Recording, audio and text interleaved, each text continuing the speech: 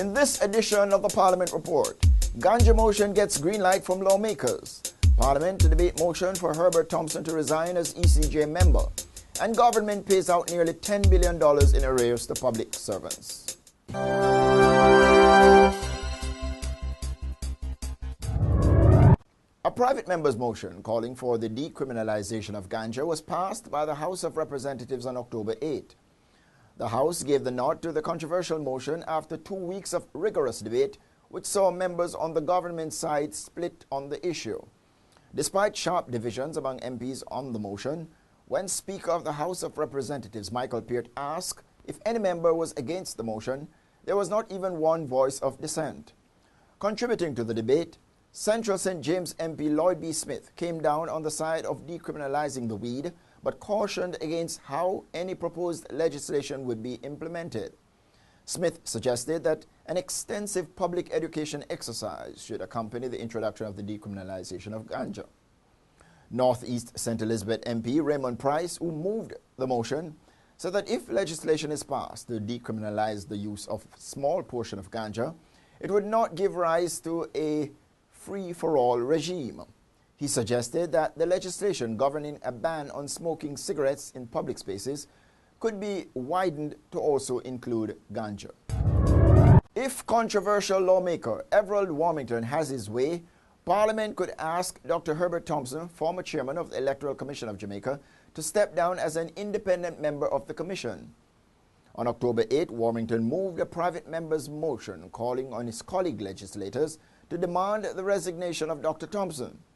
His motion elicited thunderous applause from members on the opposition benches, but government MPs remained silent. Warmington told members of the House that the former ECJ chairman should step aside as he exercised poor judgment in accepting an award from the People's National Party.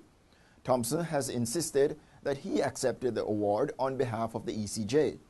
Following mounting pressure for him to resign as chairman, Thompson acquiesced, but remains an independent member of the electoral body. The House of Representatives passed the bill on October 8 to amend the Caribbean Community Free Movement of Skilled Persons Act. The bill was passed without the parliamentary opposition contributing to the debate. Labour and Social Security Minister Derek Kelly opened debate on the bill on October 1, after which the debate was suspended. However, no member of the opposition made an input in the debate while government members stayed silent. In light of the absence of participants for the debate, Kelly moved for second reading of the bill, which saw it being sent to the committee stage. The bill, which among other things provides for the introduction of a single certificate system whereby member states recognize valid qualifying certificates issued by other member states, was passed without amendment. The government has shelled out more than $9.9 billion to public sector workers since the start of the year.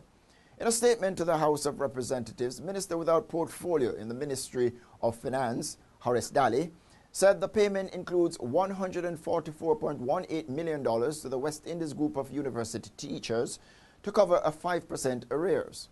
At the same time, $3.78 billion has been paid to public sector workers as part of payment of a 7% arrears. Daly said 2 tranches amounting to $7.6 billion remains to be paid. And Clerk to the Houses of Parliament Heather Cook made the following announcements.